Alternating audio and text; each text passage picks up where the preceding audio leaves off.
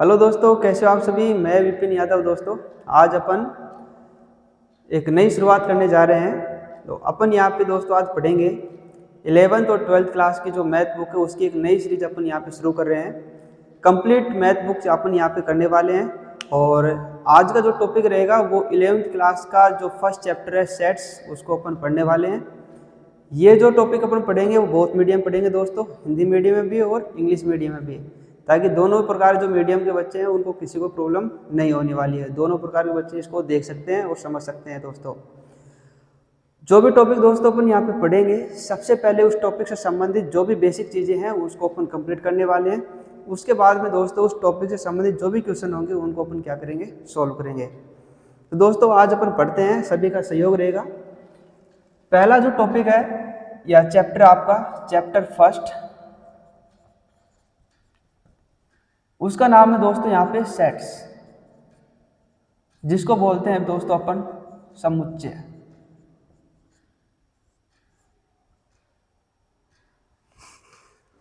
NCERT based book है दोस्तों, आपको पता ही है। और चैप्टर फर्स्ट का नाम दोस्तों यहाँ पे समुच्चय है। दोस्तों क्या होता है सेट्स, सबसे पहले इसके अपन बेसिक पढ़ते हैं। तो बेसिक में सेट्स कहते किसे हैं दोस्तों, इसकी अपन पढ़ेंगे डेफिनेशन। Definitions of sets.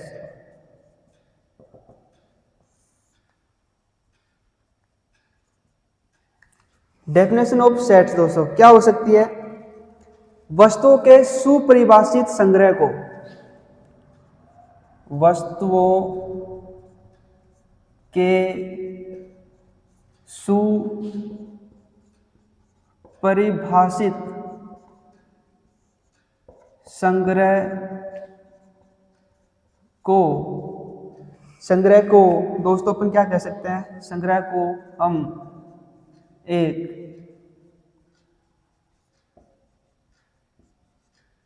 समुच्चय कह सकते हैं। मतलब दोस्तों ये किसी भी प्रकार की, चाहे कोई नंबर हो, कोई अवयव हो, कोई वस्तु हो, जिससे अपन ये पता लगा सकते हैं कि इसमें सिर्फ इस प्रकार की चीजें रखी हैं या इसमें इस प्रकार के अवयव है दोस्तों, जिसको अपन सुपरिभाषित कर सकते हैं, जिसको स्पष्ट कर सकते हैं कि इसमें एक ही प्रकार की ये चीजें इसके अंदर है। चाहे तो दोस्तों वो किसी वस्तु के बारे में बात कर रहे हो, चाहे इंग्लिश अल्फ़ाबेट की बात कर रहा हो, इंग्लिश में जो लेटर है वोवल्स उनकी बात कर रहा हो दोस्तों, सेम प्रकार के जो आपकी थिंग है उनकी बात कर रहा हो। दोस्तों अपन यहाँ पे समुच्चय उसको कह सकते हैं जो किसी भी प्रकार के वस्तुओं का एक सुपरिभाषित क्या होता है, एक संग्रह होता है दोस्तों। ठीक है, अपन इसका काफी एग्जाम्पल भी लेंगे और उसको अपन कंप्लीटली यहाँ पे करने भी वाले हैं। और दोस्तों इसी अगर डेफिनेशन को अपन इंग्लिश में लिखेंगे, a set is a well defined, a set is well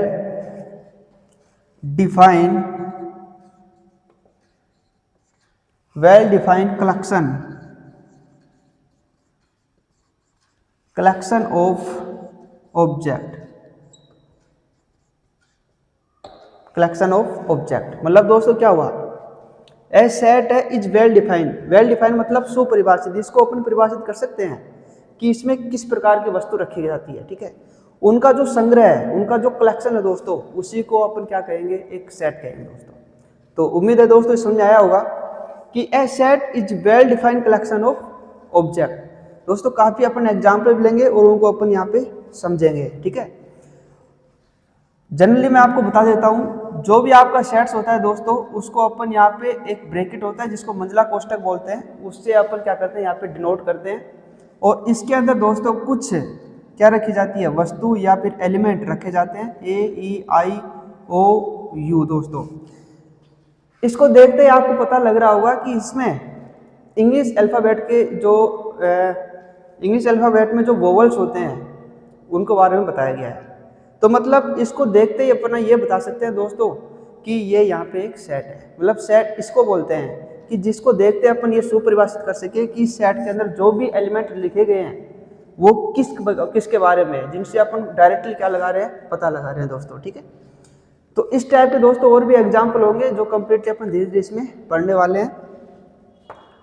अब दोस्तों क्या करेंगे अपन, इससे संबंधित कुछ इंपॉर्टेंट बातें हैं सेट से संबंधित, तो some important points about sets दोस्तों, some important points about sets, some important points about sets. समुच्चय के लिए दोस्तों जो भी वस्तुएं होती हैं या अवयव होते हैं, सदस्य होते हैं, उनका अपन क्या कर सकते हैं, काम में लिया जा सकता है। मतलब जो भी अवयव अपन यहाँ पे काम में ले रहे हैं, सबसे पहले अपन लिख सकते हैं कि समुच्चय के लिए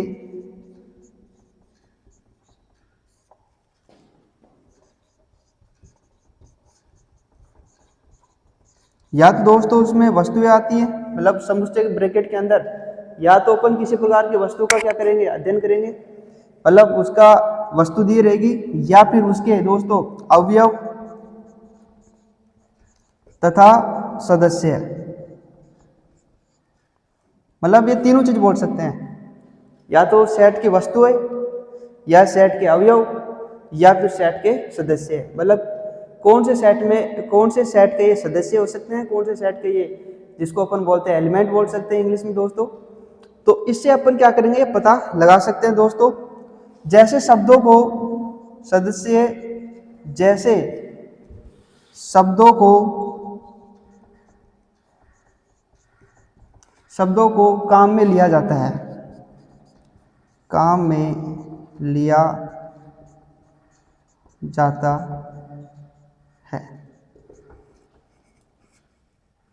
मैं दोस्तों ये बात कर रहा हूं, जैसे आपका ये समुच्चय है, इस समुच्चय के अंदर 1 3 5 7 और डॉट डॉट डॉट 1 3 5 7 दोस्तों, इसको देखते आपको ये पता लग रहा है कि यहाँ पे विषम संख्याएं क्या चल रही है, विषम संख्याओं की एक श्रेणी यहाँ पे आपकी चल रही है 1 3 5 7। इसको देखते अपने को क्या ओड नंबर यहाँ पे क्या लगे दोस्तों, पता लग गया। ठीक है, तो अब दोस्तों ये जो एलिमेंट इसके अंदर दिए गए हैं, अब ये जो 1 3 5 7 है, ये बेटा एलिमेंट हो गए किसके, सेट के, एलिमेंट ऑफ सेट। अब एलिमेंट ऑफ सेट वो किस तरह के हैं, मतलब इसके अंदर आपको देखते ही ये डिफाइन हो गया कि इस सेट के अंदर जितने भी ये नंबर दिए गए हैं या ये अवयव दिए गए हैं या फिर ये एलिमेंट दिए गए हैं दोस्तों, ये एक विषम संख्या है, एक ओड नंबर है दोस्तों। इसलिए दोस्तों ये जो कैटेगरी मैंने यहाँ पे लिखी है, ये यहाँ पे क्या हो गया, यहाँ पे आपके सेट हो गए दोस्तों।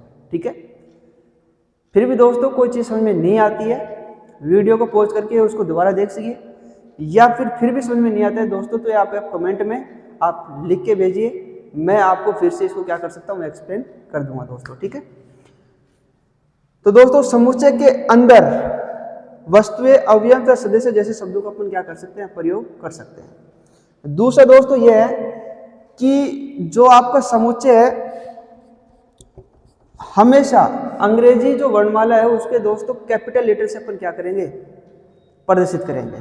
तो दोस्तों मैं क्या लिख रहा हूं, समुच्चय को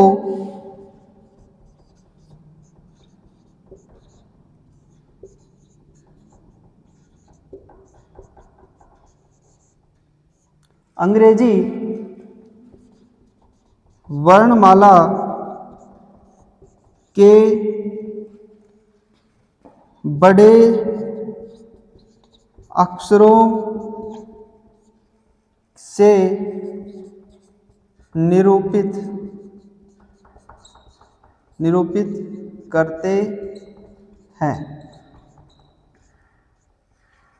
अक्षरों से निरूपित करते हैं। एग्जाम्पल जैसे दोस्तों बड़े लेटर्स ए, आपका बी हो गया, सी हो गया, डी हो गया, ETC, मतलब इस प्रकार के जितने भी लेटर होते हैं इंग्लिश अल्फ़ाबेट के दोस्तों, जो 26 लेटर है, उनसे जो कैपिटल लेटर है उसी के द्वारा अपन किसी प्रकार के सेट्स को क्या करेंगे दोस्तों, यहाँ पे रिप्रेजेंट करेंगे। ऐसा नोट दोस्तों। तीसरा दोस्तों यहाँ पे जो आपका पॉइंट है XYZ तक, मतलब तीसरा जो दोस्तों आपके पॉइंट है कि जो समुच्चय के जो एलिमेंट होते हैं, जो सदस्य हैं यहाँ पे, उसको अपन यहाँ पे इंग्लिश अल्फ़ाबेट के स्मॉल लेटर से अपन क्या करेंगे दोस्तों, यहाँ पे रिप्रेजेंट करेंगे। मतलब एलिमेंट ऑफ सेट जो इस कोष्टक के भीतर दोस्तों लिखे जाएंगे, उसको यहाँ पे अपन स्मॉल लेटर से लिखेंगे, इंग्लिश अल्फ़ाबेट के स्मॉल लेटर से। तो दोस्तों उम्मीद है कि ये दो बातें आपको समझ में आई होगी। और दोस्तों साथ के साथ में आप यहाँ पे नोट्स बनाते चलना। मैं यहाँ पे आपके कंप्लीट नोट्स है वो तैयार करवाऊंगा। तो एक एक टॉपिक को अपन जैसे जैसे पढ़ेंगे दोस्तों, उसके आपके नोट्स यहाँ पे धीरे धीरे आपकी कॉपी में बनते जाएंगे। फिर भी दोस्तों समझ में नहीं आती है तो आप मेरे से वापस कमेंट में लिख के पूछ सकते हो, ठीक है। अब मैं इसको दोस्तों यहाँ पे रब कर रहा हूँ।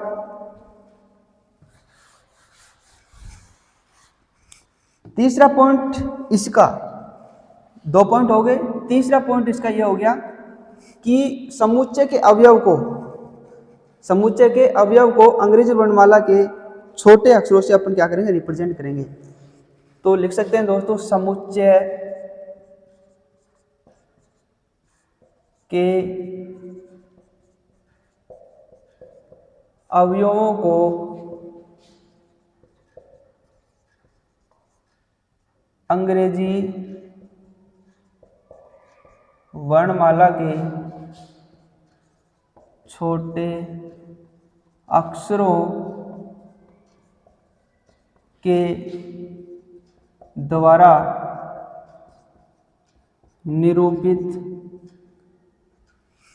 निरूपित किया जाता है।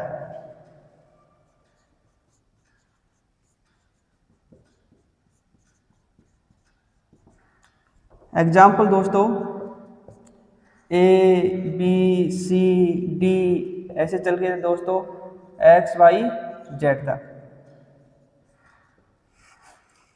ये दोस्तों इसके छोटे लेटर जो इंग्लिश अल्फाबेट के हैं उनके द्वारा अपन क्या करेंगे, इसको रिप्रेजेंट करेंगे।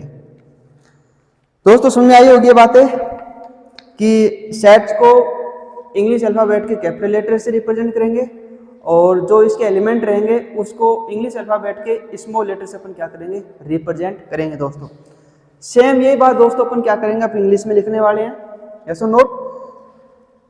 तो दोस्तों मैं अभी यहाँ पे आगे रब कर रहा हूँ इसको। इंग्लिश मीडियम के बच्चे ये टॉपिक तो डाल ही लेंगे, इसके नीचे मैं आपको कुछ लाइन लिखवा रहा हूँ जो कि आपको इंग्लिश में लिखनी है।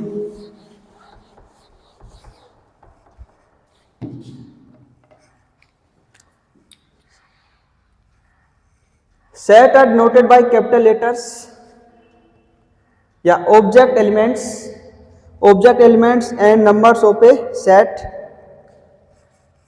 पहला जो पॉइंट था दोस्तों, object elements and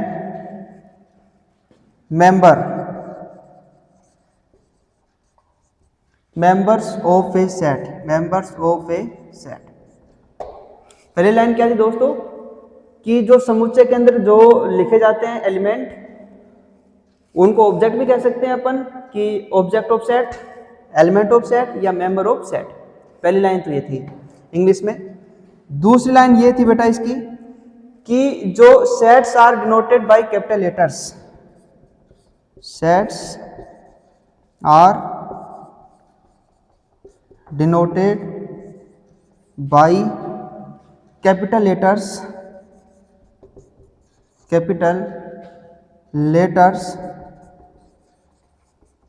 A B C, ऐसे दोस्तों चलता है X Y Z etc। English वाले बच्चे इंग्लिश मीडियम में लिख सकते हैं कि sets are denoted by capital letters of English alphabet.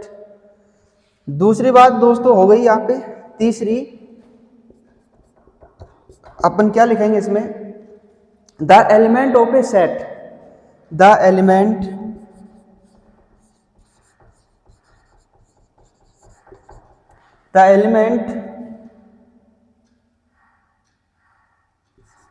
of a set, element of a set are represent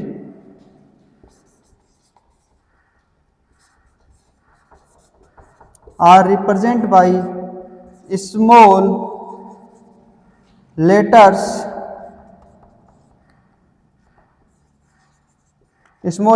A B C D X Y Z etc।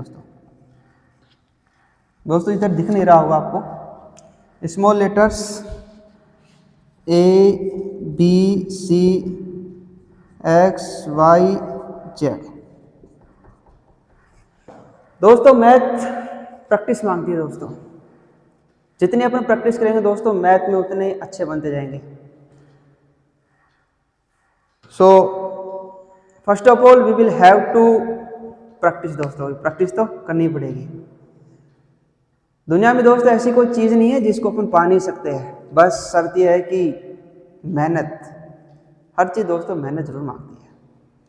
मेहनत करते रहो, आगे बढ़ते रहो दोस्तों।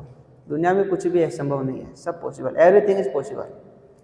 इम्पॉसिबल एक वर्ड होता है दोस्तों, इम्पॉसिबल।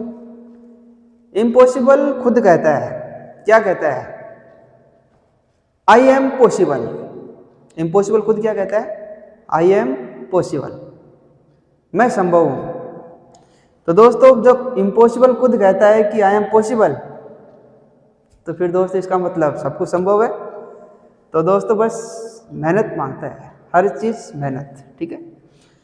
तो प्रैक्टिस करो आप, अच्छे मैथ में अच्छे बन जाओ, कोई दिक्कत नहीं है। मैथ बहुत ही सिंपल सब्जेक्ट है, जितना अपन मेहनत करेंगे उतना ही अपन इसमें आगे बढ़ने वाले हैं। तो दोस्तों उम्मीद करता हूं कि ये चीज़ें आपको समझ आई होगी। अब मैं क्या कहना चाह रहा था आपको कि मान लो कैपिटल लेटर वी है, वी मतलब ओवल्स, ये आपका क्या हो गया? ब्रैकेट, इसके अंदर मैंने लिख दिया AEIOU, ठीक है। तो ये जो आपका सेट है इसको मैंने रिप्रेजेंट कैसे कर दिया? इंग्लिश अल्फाबेट के कैपिटल लेटर वी से, वी मतलब ओवल्स। और जो इसके एलिमेंट थे दोस्तों उसको मैंने किसे रिप्रेजेंट कर दिया? यहाँ पे AEIOU, यानी इंग्लिश अल्फाबेट के स्मॉल लेटर से मैंने यहाँ पे क्या लिख दिया? इसके एलिमेंट को लिख दिया है। तो क्या दोस्तों ये चीज़ समझ में आ गई आपको? इतनी बातें मैंने बताई है, और जो इसके अंदर मैंने लिखे हैं वर्ड, इनको अपन ऑब्जेक्ट भी बोल सकते हैं, एलिमेंट भी बोल सकते हैं, और मेंबर बोल सकते हैं। Member of set, element of set, object of set, ठीक है। अभी तक अपन ने इतना ही पढ़ा है दोस्तों, ठीक है। और डेफिनेशन लिखा था मैंने कि इसको देखते ही ये सुपरिभाषित कर लें कि इस सेट के अंदर क्या बातें लिखी हुई हैं। बहुत ही सिंपल चीज़ है दोस्तों, इजीली धीरे धीरे सब कुछ समझ में आपको आ जाएगी। तो ये बात होगी दोस्तों। अब मैं यहाँ पे इसको रब कर रहा हूँ, आगे अपन बढ़ते हैं। लेकिन दोस्तों साथ के साथ में अपने नोट्स बनाते चलना आप, आपके पूरे नोट्स यहाँ पे कंप्लीट हो जाएंगे। और दोस्तों जो भी टॉपिक पढ़ेंगे उसका बेसिक अपन यहाँ पे कंप्लीट करेंगे। दोस्तों मैथ आपका बेसिक कॉन्सेप्ट भी मांगती है कि ये चीज़ें कहाँ से आ रही है, क्यों आ रही है, और इसका यूज कहाँ पे किया जा रहा है। अगर ये चीज़ें आपको पता है दोस्तों, फिर मैथ आपके लिए बिल्कुल सिंपल सब्जेक्ट है। और बेसिक होना दोस्तों बहुत ही जरूरी है। आपको कहते हैं कि अगर किसी मकान की अगर नींव मजबूत हो, अगर किसी मकान की अगर नींव मजबूत हो दोस्तों, तो उसको कोई हिला सकता है क्या? नींव को इतना मजबूत कर दो कि चाहे फिर ऊपर कितनी बिल्डिंग बनाओ, वो नीचे से बिल्कुल भी हिलेगा नहीं। तो अपने जो मकान वगैरह बनाते हैं अपन, तो पहले पिलर वगैरह लगाते हैं, उसमें लोहा लगाते हैं ताकि वो नीचे से क्या हो जाए? मजबूत हो जाए। नींव को मजबूत कर दो आप। तो दोस्तों मैथ के अंदर आपका जो बेसिक है उसी को अपन क्या कहते हैं? नींव कहते हैं। अब मैथ अगर आपको अच्छी करनी है तो दोस्तों बेसिक तो तैयार करना ही पड़ेगा, क्योंकि इंग्लिश की नींव कौन है? उसकी मैथ की नींव कौन है दोस्तों? उसका बेसिक। हर टॉपिक में अगर जितना बेसिक पढ़ लेंगे उतना ही अपन आप आगे बढ़ोगे, ठीक है दोस्तों। नेक्स्ट अपन यहाँ पे बात करते हैं, यदि ए समुच्चय ए का एक अवयव है, यदि ए समुच्चय ए का एक अवयव है। मैंने क्या लिखा दोस्तों? ए मतलब एलिमेंट, स्मॉल लेटर में है। कैपिटल लेटर में क्या लिखा मैंने, समुच्चय। यदि ए समुच्चय ए का एक अवयव है तो हम कह सकते हैं, हम कह सकते हैं कि ए समुच्चय ए में है, कह सकते हैं, यही तो कहेंगे। अगर आपका स्मॉल ए कैपिटल ए के अंदर है तो अपन ये तो कहेंगे कि जो स्मॉल ए है वो कैपिटल ए का क्या आएगा, अवयव होगा, या कैपिटल ए का क्या होगा, सदस्य होगा, या फिर ए है वो समुच्चय ए के अंदर होगा, ऐसे तो बोलेंगे। तो दोस्तों इसको रिप्रेजेंट करने का एक क्या होता है, सिंबल भी होता है, जिसको अपन यहाँ पे क्या करेंगे, कंप्लीट पढ़ने वाले हैं। इंग्लिश वाले बच्चे क्या लिखेंगे, if A is an element, if A is an element of a set A, if A is an element of a set ए, ठीक है। We say that, तो we say that या we can say that ऐसे बोल सकते हैं। सो अपन लिख सकते हैं we say that, अपन कहते हैं, we say that अपन कहते हैं कि, ये बोल देंगे दोस्तों, we say that A belongs to A, simple simple है। मैंने क्या कहा है, if A is an element of a set A, so we say that A belongs to A. Belongs to अपन कहते हैं ना, आई बिलोंग टू मैं कहां से हूं, तो ए है वो कहां से है, ए से है, कैपिटल ए से, ए बिलोंग्स टू, ठीक है। अब इसको रिप्रेजेंट करने के आपके क्या होंगे दोस्तों, यहाँ पे एक सिंबल आता है, उसको भी अपन क्या करेंगे, यहाँ पे पढ़ने वाले हैं।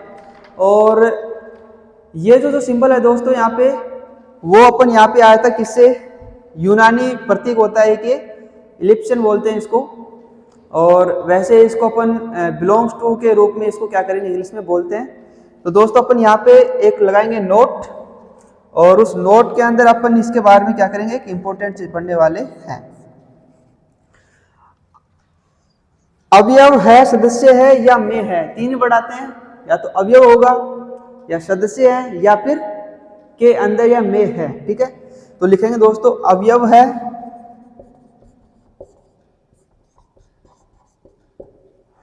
सदस्य है,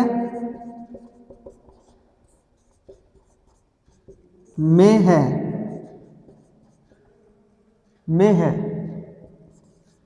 को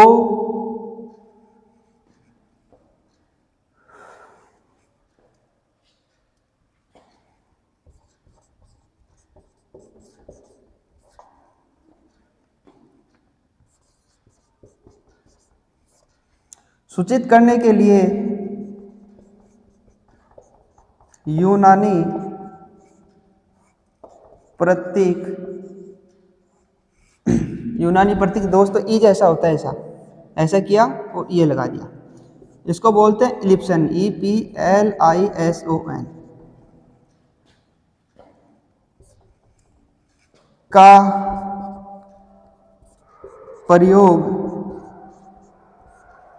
का प्रयोग किया जाता है।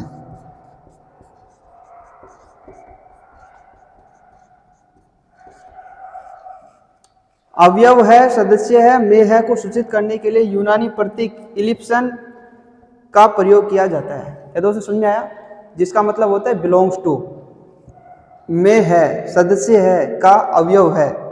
ऐसे जो वर्ड आते हैं ना, इसको सिर्फ ये जो सिंबल है ना, ये सिंबल क्या कर लेता है, उसको कैच कर लेता है, उसका मतलब यही है। अभी अपन पढ़ेंगे आगे, आपको समझ भी आएगा। इंग्लिश में अपन लिख सकते हैं दोस्तों द ग्रीक सिंबल, आगे अपन पढ़ रहे हैं।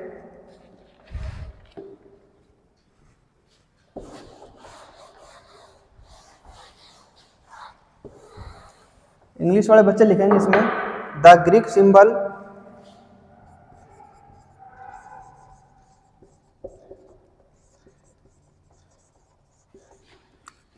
Symbol लिप्सन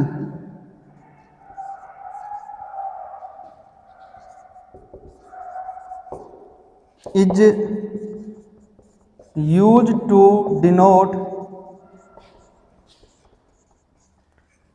the phrase belongs to। इसका मतलब क्या हुआ दोस्तों? वही वर्ड, आपका वर्ड भी क्या एक लेटर है, लिप्सन। सिंबल आपको बता दिया मैंने। इसको कैसे करते हैं? ई जैसा बनाते हैं, इसको ई जैसा बनाया ऐसे, बस इसका मतलब होता है बिलोंग्स टू इंग्लिश में। ठीक है, तो दोस्तों अपन यहाँ पे इतना अपन पढ़ चुके हैं। उम्मीद करता हूँ कि यहाँ तक आपको चीज़ें समझ में आई होगी। अब इसका यूज कैसे करते हैं इसको अपन देखते हैं। ठीक है, इंग्लिश वाले बच्चे अपने कॉपी के अंदर ये नोट्स बनाएंगे, ऐसे कैसे लिखेंगे इंग्लिश में कंप्लीट, कोई इशू नहीं है। अब धीरे धीरे आपके जो नोट्स है वो कंप्लीट होते यहाँ पे जाएंगे। ठीक है, और हिंदी वाले बच्चे हिंदी में लिखते रहेंगे अपने नोट्स कंप्लीट, उनके भी नोट्स तैयार हो जाएंगे यहाँ पे धीरे धीरे। ठीक है, तो पहला पॉइंट है, यदि ए समुच्चय ए का एक अवयव है, यदि ए समुच्चय ए का एक अवयव है, ए का एक अवयव है, ए का एक अवयव है तो क्या बोलेंगे? ए सिंबल और बिलोंग्स टू ए, बस सिंपल, सिंपल है ना। ए बिलोंग्स टू ए, यानी ए है वो किस में से आ रहा है? ए में से आ रहा है। ए है वो किस में से आ रहा है? ए में से आ रहा है दोस्तों। ठीक है, तो यहां तक कोई प्रॉब्लम दोस्तों? आपको कोई भी प्रॉब्लम है तो कमेंट जिंदाबाद उसमें डालना, अपन बता देंगे। ठीक है, ये प्रॉब्लम आएगी, जो भी इस टॉपिक से संबंधित कोई भी प्रॉब्लम आएगी तो अगले वाले वीडियो के अंदर मैं क्या कर दूंगा, एक्सप्लेन कर दूंगा कि यहाँ पे जो प्रॉब्लम है उसको अपन सोल्व कर देंगे अपन। ठीक है, कोई इशू नहीं है। इंग्लिश में if A is an elements, if A is an element of a set, we say that, अपन कहते हैं ए बिलोंग्स टू ए, तो इसको अपन क्या लिखेंगे? ए बिलोंग्स टू ए को क्या लिखेंगे दोस्तों? ए बिलोंग्स टू का मतलब ये साइन आपका, और ये हो गया आपके ए। बताओ दोस्तों, सिंपल है। तो अब आपको जैसे भी अगर मैथ के अंदर ऐसा कोई दिखता है, ऐसा कोई वर्ड दिखता है या ऐसी कोई चीज़ लिखी है, इसका मतलब आपको समझ में आ गया होगा। ए बिलोंग्स टू ए मतलब जो स्मॉल ए है वो समुच्चय ए के अंदर है, समुच्चय ए के अंदर बिलोंग कर रहा है, किसमें? ए के अंदर। तो दोस्तों यहाँ तक चीज़ समझ में आई होगी। ठीक है, नेक्स्ट दोस्तों पॉइंट 2 अपन पढ़ते हैं। अगर बिलोंग्स टू नहीं कर रहा है, ये तो बिलोंग्स कर रहा था, ठीक है, अगर बिलोंग्स टू नहीं कर रहा है तो उसके लिए अपन क्या करेंगे, क्या लिखेंगे? उसका भी है अपने पास में, तो कैसे देखो? नंबर 2 पॉइंट, यदि बी समुच्चय ए का अवयव नहीं है, ए का अवयव नहीं है, तो हम क्या करेंगे दोस्तों? बी ऐसा साइन इलिप्सन का बिलोंग्स टू का क्या कर दिया? इसको कट कर दिया मैंने। क्या कर दिया दोस्तों? कट, और क्या लगा दिया? ए। ठीक है, लिखते हैं, लिखते हैं, और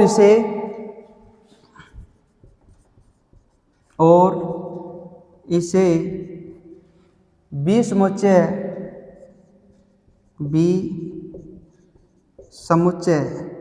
ए में नहीं है, बी समुच्चय ए में नहीं है, ऐसा अपन क्या करते हैं दोस्तों, पढ़ते हैं।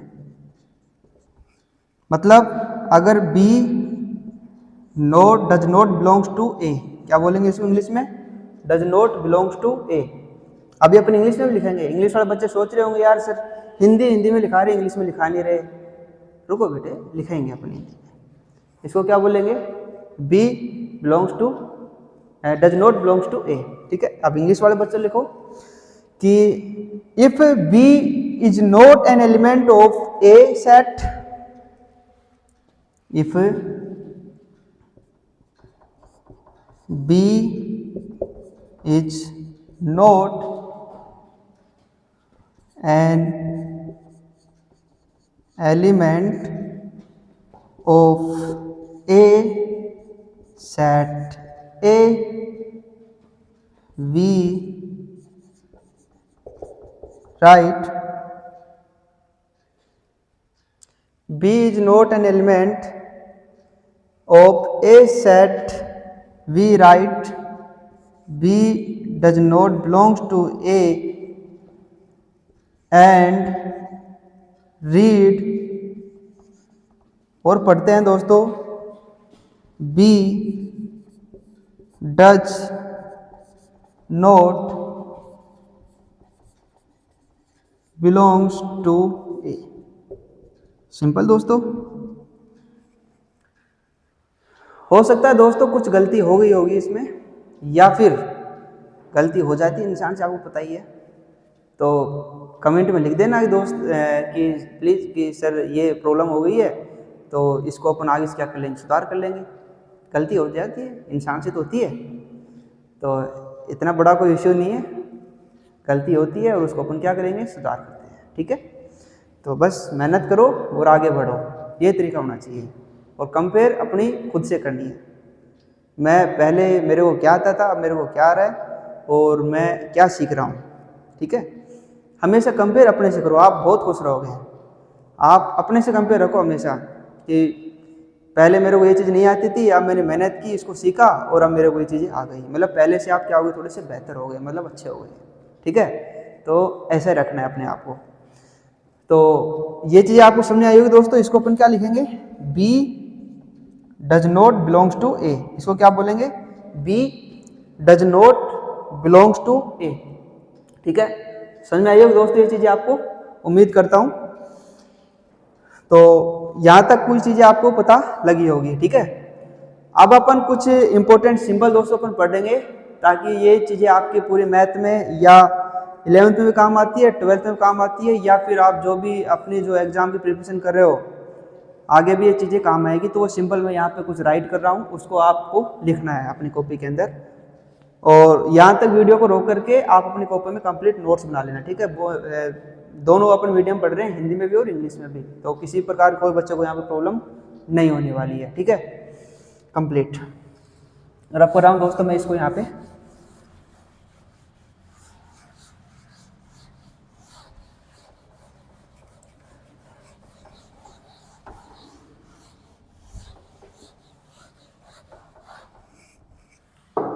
सम इम्पोर्टेंट सिंबल दोस्तों, टॉपिक आपका some important symbol. Some important symbol, सबसे पहला जो सिंबल है दोस्तों यहाँ पे कैपिटल एन।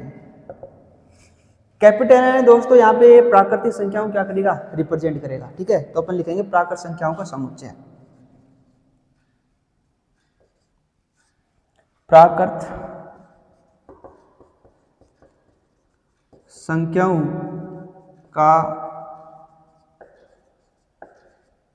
समुच्चय। इंग्लिश में क्या लिखेंगे, द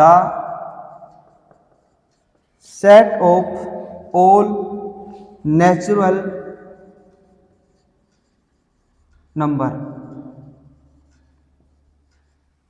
नंबर्स। क्या लिखेंगे, नंबर। संख्याओं को लिख रहे हैं तो यहाँ पे एस आएगा, एक से अधिक के लिए अपन क्या लगाते हैं, इसको प्लूरल बनाते हैं दोस्तों, ठीक है। तो क्या लिखेंगे, प्राकृत कैपिटल एन है वो किसको रिप्रेजेंट करेगा यहाँ पे, प्राकृत संख्याओं का समुच्चय, the set of all natural numbers, ठीक है। दूसरा दोस्तों अपन यहाँ पे रिप्रेजेंट करते हैं कैपिटल जेड से, ये होता है दोस्तों पूर्णांकों का समुच्चय। क्या होता है, पूर्णांकों का समुच्चय, पूर्णांकों का समुच्चय। अब कई दोस्त सोच रहे हैं पूर्णांक क्या होते हैं।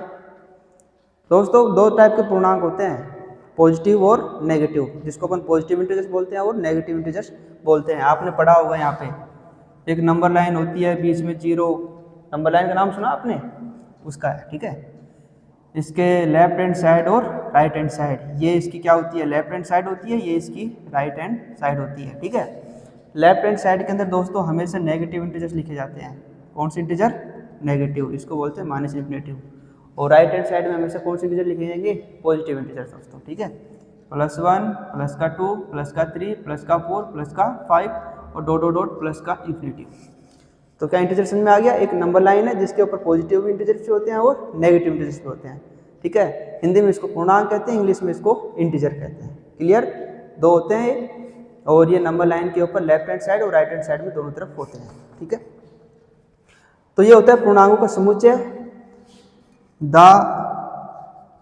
Set of all integer, set of all integer. दोस्तों समझ में आया कि नहीं आया, ठीक है। तीसरा आता है आपका क्यू, ये आता है आपका परिमेय संख्याओं का समुच्चय, परिमेय संख्याओं का समुच्चय।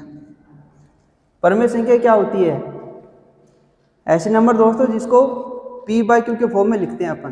कौन सी फॉर्म में, p/q के फॉर्म में। और इसकी एक शर्त यह है कि q मतलब डिनोमिनेटर के अंदर q की वैल्यू क्या नहीं होनी चाहिए, 0 नहीं होनी चाहिए दोस्तों, ठीक है। अपन पढ़ेंगे दोस्तों कंप्लीट चीजें, ठीक है। The set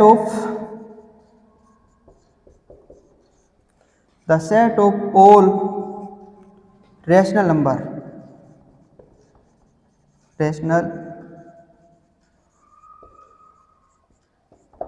the set of all rational number.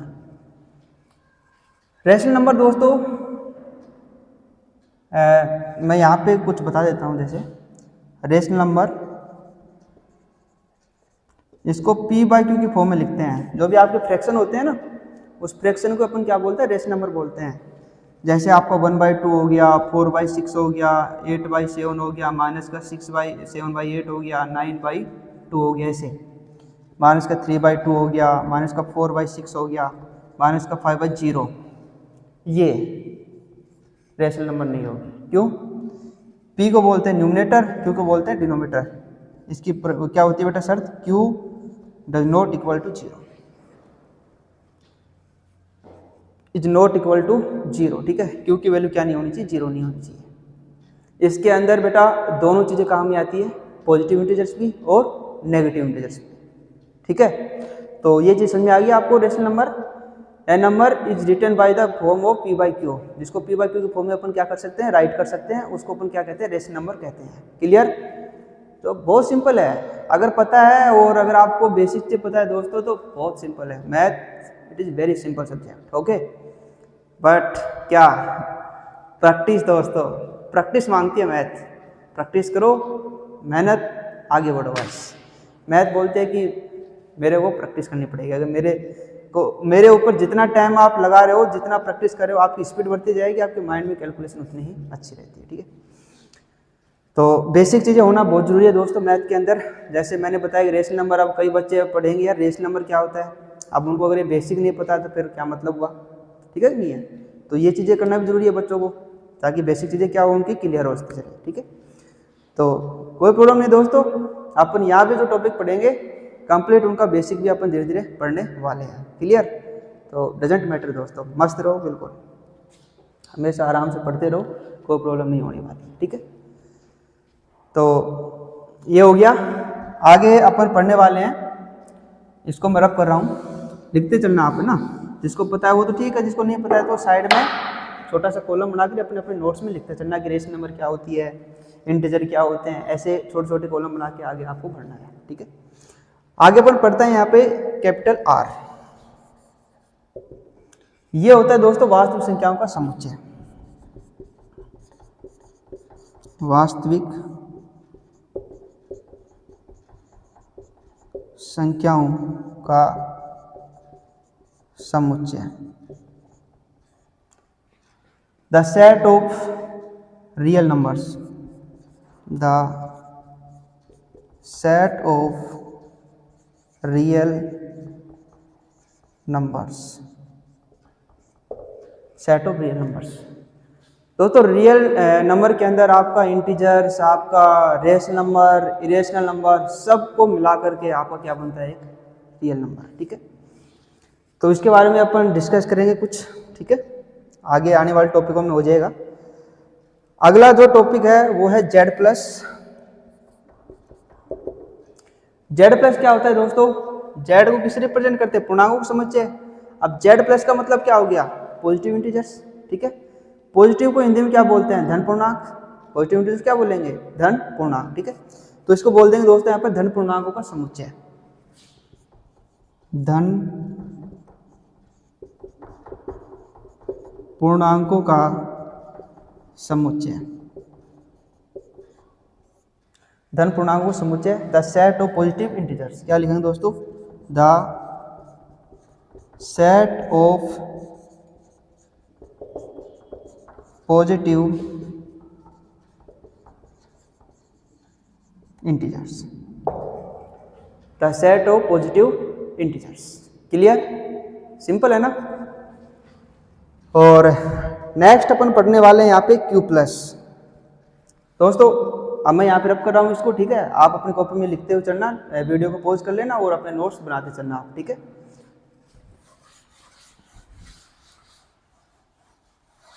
प्राकृत संख्या पता है दोस्तों आपको, प्राकृत संख्या क्या होती है।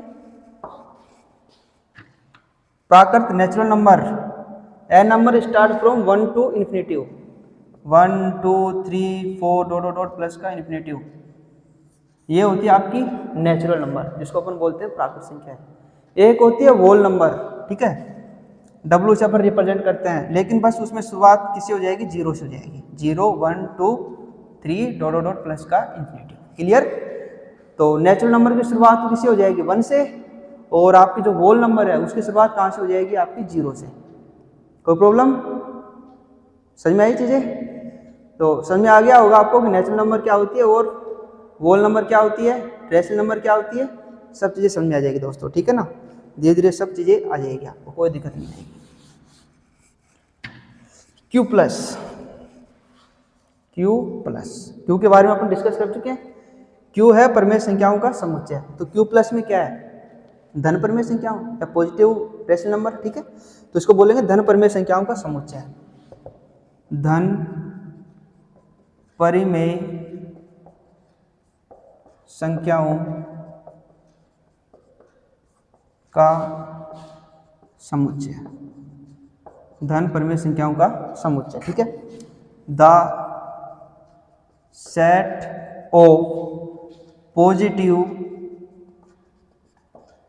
Positive rational number, positive rational number. दोस्तों ये चीज़ें मैं इसलिए लिखा रहा हूँ कि आपके मैथ में ये चीज़ें कहीं ना कहीं पे धीरे धीरे काम आती रहेगी पूरी मैथ में। और अगर आपकी वही बातें हैं कि अगर बेसिक कमज़ोर हो गया तो फिर ये चीज़ें समझने में थोड़ी सी क्या हो जाएगी, जटिल हो जाएगी। इसलिए मैं चाह रहा हूँ कि हर बच्चा अच्छा बने, मेहनत करे और अपने माता पिता क्या करे, नाम रोशन करे। सही है कि नहीं है। अगर पढ़ रहे हैं तो दिल से पढ़ें, अगर मेहनत कर रहे हैं तो अपन दिल से मेहनत करें। सही है कि नहीं है। जो भी काम करें बिल्कुल अगर मन से करें तो अच्छे रहेंगे ना, अपन आगे बढ़ेंगे। Perfect max man perfect. तो जो आपकी प्रैक्टिस है परफेक्ट, जो प्रैक्टिस है प्रैक्टिस मैक्स मैन परफेक्ट, ठीक है। तो प्रैक्टिस है इंसान को क्या बनाती है, परफेक्ट बनाती है, ठीक है। परफेक्ट मतलब ऐसा नहीं है कि मेरे को सब कुछ आता है और मैं ही हूँ, नहीं ऐसा नहीं है दोस्तों। परफेक्ट तो दुनिया में कोई नहीं है, लेकिन जो टॉपिक आप पढ़ रहे हैं उससे संबंधित लगभग चीज़ें आपको क्या होनी चाहिए, पता होनी चाहिए। ठीक है, तो अपन पढ़ते रहेंगे आगे। नेक्स्ट जो पॉइंट है वो लिखेंगे अपन यहाँ पे R प्लस। धन वास्तविक संख्याओं का समुच्चय है। धन वास्तविक संख्याओं का समुच्चय। धन वास्तविक संख्याओं का समुच्चय। The set of positive real numbers.